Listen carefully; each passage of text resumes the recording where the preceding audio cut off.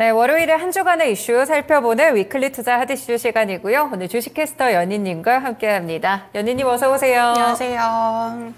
네, 저희 그러면 이번 주에는 또 어떤 이슈들이 있을지 한 주간의 이슈부터 함께 차트로 체크를 해보겠습니다. 네, 일단은 늘 그렇듯이 사실은 이번 주에 미국과 관련된 그런 내용들이 상당히 많아요. 네. 미국 쪽에서 경제지표 발표들도 굉장히 크게 예정이 돼 있는 상황이고요. 그리고 이와 더불어서 또 실적 시즌 빼놓을 수가 없겠죠. 이제 JP 모건 체이스에서 실적을 발표했기 때문에 이번 주에는 은행주들의 실적도 상당히 많이 나열이 돼 있습니다. 그리고 중간중간 국내 이슈들도 몇 가지가 있는데요. 일단은 삼성전자 조금 전에 이제 스페셜원 시간에서도 살펴드렸지만 이 반도체 투자 계획을 발표한다는 소식도 있고 이 주 후반으로 갈수록 뭐 넷마블이라든지 JLMNS 공모청약 국내에서도 개별 일정들이 상당히 많은 것 같습니다. 그렇다면 오늘은 일단 첫 번째로 앞서서 이제 미국의 3월 소매 판매 지표가 좀 발표가 될 텐데요. 네. 이를 통해서 미국 경기 온도를 측정해 볼 수가 있을 것 같아요. 어떻게 보시나요? 맞습니다. 일단 지난주의 경우에는 데이터가 발표가 되고 CPI에서는 좀 충격을 받았고 그쵸. 또 이제 PPI에서는 약간은 안심을 하면서 약간 이제 투자자분들의 피로도도 좀 상당했을 것 같아요. 그래서 아예 인플레이션 속도에 대한 기대치 자체를 낮추는 것도 하나의 방법이지 않을까라고 네. 생각을 하는데요.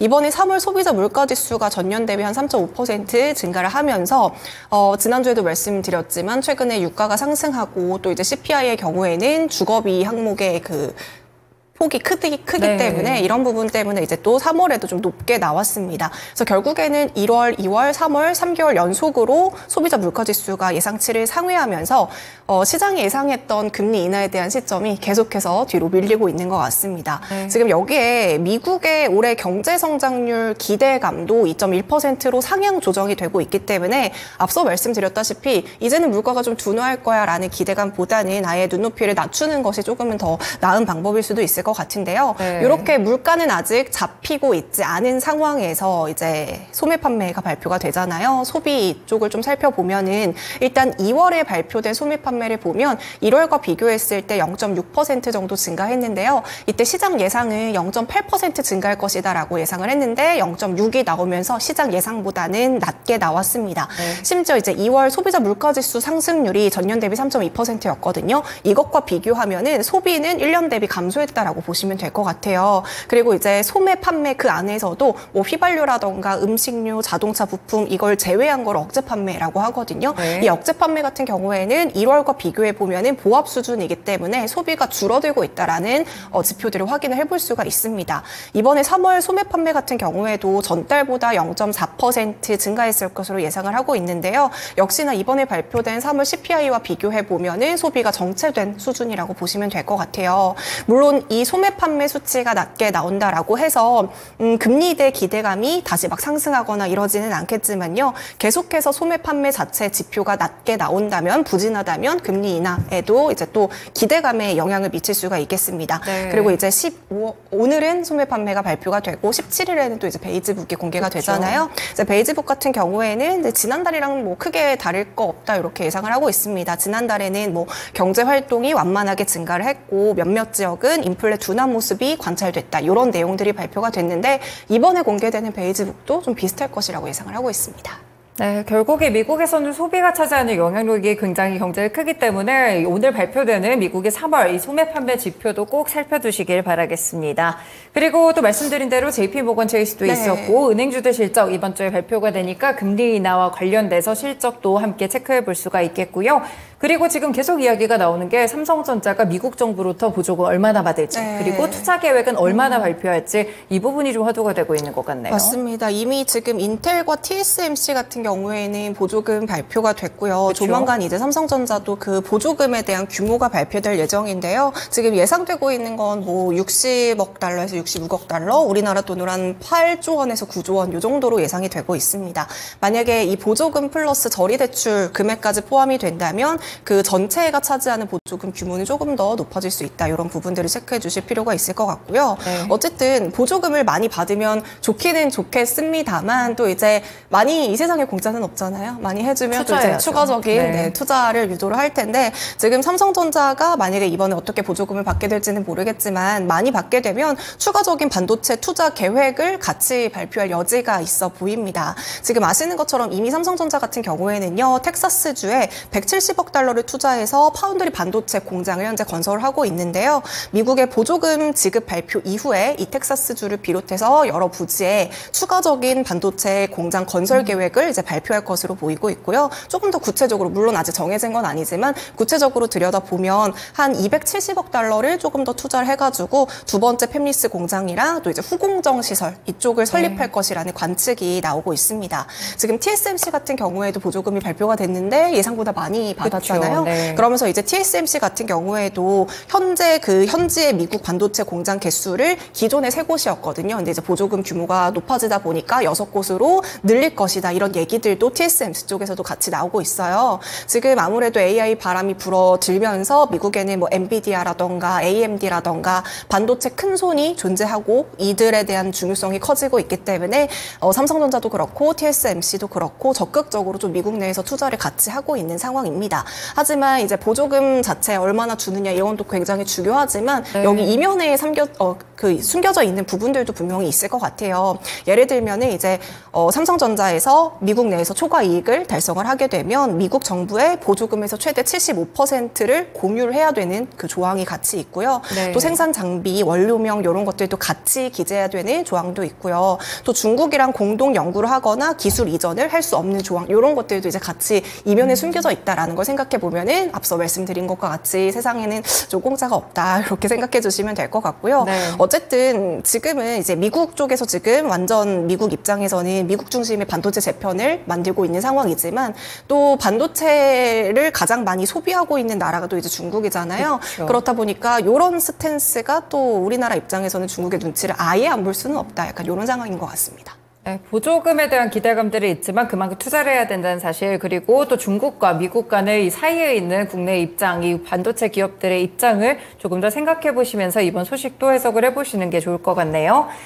그리고 이제 중국으로 좀 넘어가서요. 보니까요. 중국의 1분기 GDP가 또 16일에 발표가 있습니다. 지금 계속 경제 지표가 좋게 나오다가 이번에 3월 수출에서 또 살짝 삐끗하는 모습이어가지고 네. 중국이 과연 1분기 GDP 전망치를 얼마나 받게 될지 이 부분도 관심될 것 같은데요. 네, 이제 이번에 1분기 GDP를 예상하는 건 4.9% 수준으로 예상을 하고 있는데요. 또 이제 중국 국제금융공사에서는 5%대까지도 좀 상향하고 있는 바라보는 시선도 있는 것 같습니다. 이렇게 5%대, 4.9%대를 바라보고 있는 이유는 물론 아직까지도 중국 내부의 부동산이라던가 내수 소비 회복세는 굉장히 더딘 편이지만 네. 그래도 제조업 성장률이 기대보다는 좋았고요. 산업 생산이랑 고정자산 투자도 시장 예상치를 약간 웃도는 모습을 보였기 때문에 이번에 한 5% 수준으로 나오지 않을까 이렇게 예측을 하고 있습니다. 조금 더 구체적으로 좀 살펴보자면요. 1월에서 2월에 산업 생산이 전년 동기 대비 한 7% 이상 증가를 했고요. 네. 고정자산 투자 같은 경우에도 작년에 계속 하락하다가 최근에 반등하는 모습을 보이면서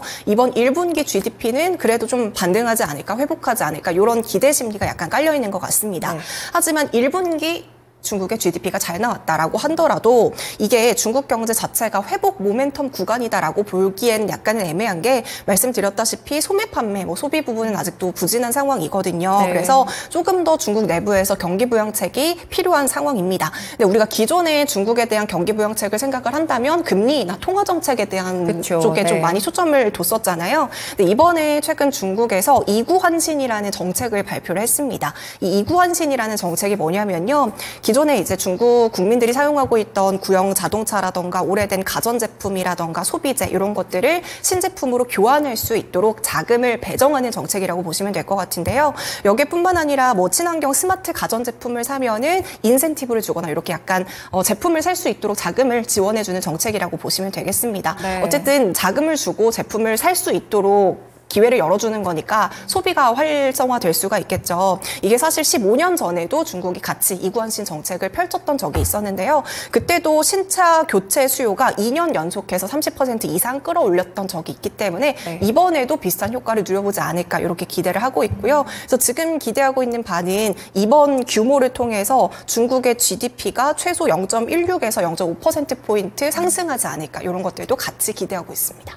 네, 이구환신이라는 정책을 또 중국의 GDP 발표 전에 주목해 보시면 좋을 것 같습니다. 이렇게 미국과 이 중국 쪽에서의 경제 지표 일정도 저희가 같이 체크를 해봤고요. 사실 요즘 시장이 좀 불안한 상태인데 이럴 때는 또 신규 IPO 종목만큼 약간의 좀 힘이 되는 그런 섹터가 있지 않을까 싶습니다. 18일에 보니까 공모청약 일정이 있는데 네. 제일 M&S라는 기업이더라고요. 어떤 기업일까요? 네, 이 제일 M&S는 이제 2차 전지 관련주라고 보시면 될 것 같은데요. 네. 원래 이 기업은 식품이나 제약 쪽에 장비를 공급을 하다가 방산이랑 2차 전지까지도 사업을 확장하면서 지금은 뭐 2차 전지 믹싱 장비나 믹싱 시스템 사업을 주력으로 하고 있다. 이렇게 네. 보시면 되겠습니다.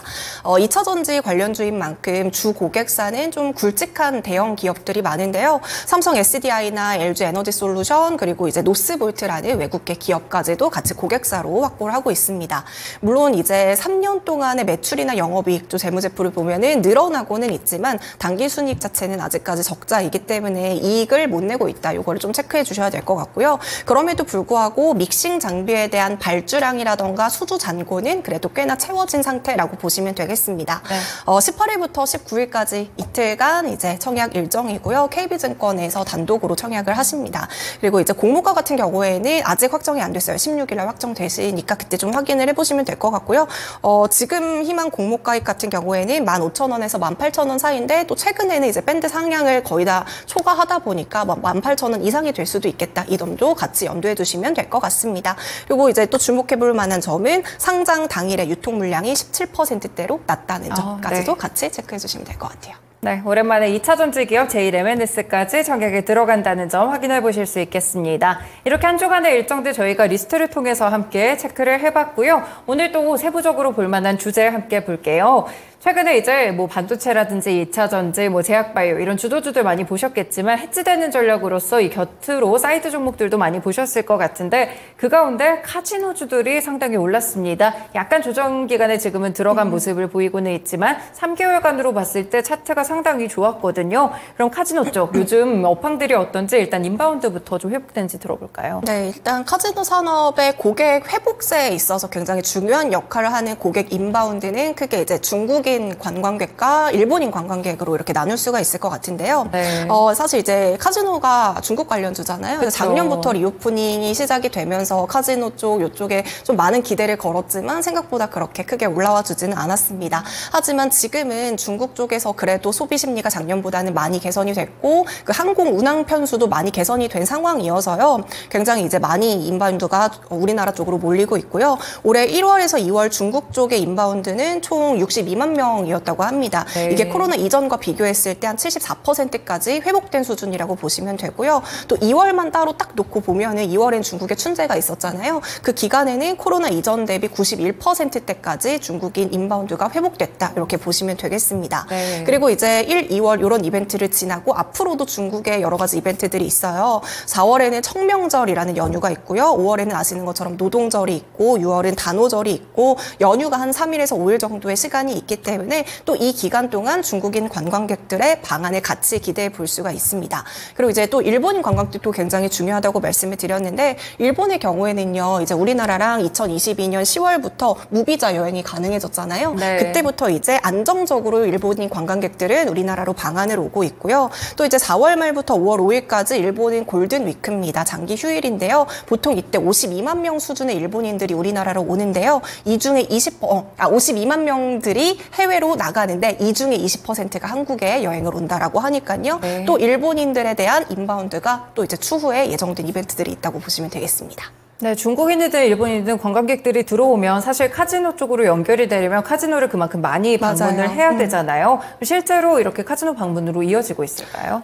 다행스럽게도 이제 중국인, 일본인 관광객들 많이 늘어나고 있는데 그쪽 방문이 카지노 산업의 회복으로 같이 연결이 되고 있는 모양새입니다. 지금 카지노 수익성에서 이제 또 중요한 부분은요. 그 카지노에 얼마나 많은 관광객들이 방문하느냐가 첫 번째로 중요하고요. 두 번째로는 그 방문객들이 얼마나 많은 돈을 칩으로 바꾸느냐, 이 두 가지가 굉장히 중요한 포인트인데요. 돈을 칩으로 바꾸는 걸 이제 드로백이라고 말을 합니다. 1인당 드로백이 얼마나 높은지를 확인하라는 것이 중요한데요.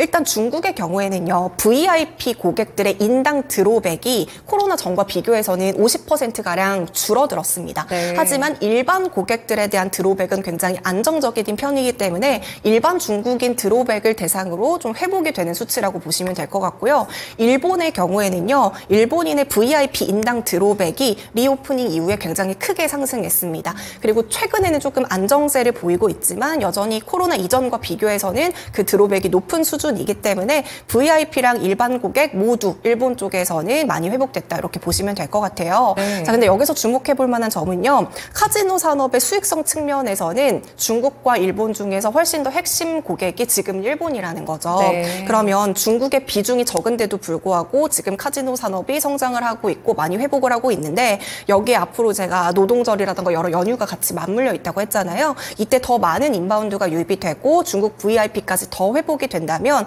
카지노 산업의 실적 개선세가 훨씬 더 뚜렷해질 수 있겠다, 이렇게 보시면 되겠습니다. 네, 이렇게 업황까지 짚어봤습니다. 한 가지만 좀 체크를 해보자면 네. 최근에 보니까 SNS에서도 그렇고 인스파이어 리조트라는 곳이 굉장히 핫하던데 지금 찾아보니까 모히건이라는 이 미국의 카지노 네, 리조트 맞아요. 운영 업체가 만든 곳이더라고요. 근데 바로 근처에 또 파라다이스 시티가 있잖아요. 이렇게 된다면 약간의 좀 경쟁 구도로 피해를 입거나 하진 않을까요? 맞아요. 이게 처음에는 경쟁 구도일지 않을까 이런 우려가 있었지만요. 이번 3월에 파라다이스 드라백은 5,953억 원으로 무려 2월보다 5%가량 더 증가했고요. 심지어 이번 3월 드라백이 지금 파라다이스의 역대 세 번째로 높은 드라백이라고 보시면 될 것 같아요. 그리고 이제 객실 자체도 인스파이어와 비교해서 파라다이스가 30% 객실료가 더 높거든요. 그럼에도 불구하고 5월 초에 그 연휴 기간에 모든 객실이 거의 다 매진된 상황이라고 합니다.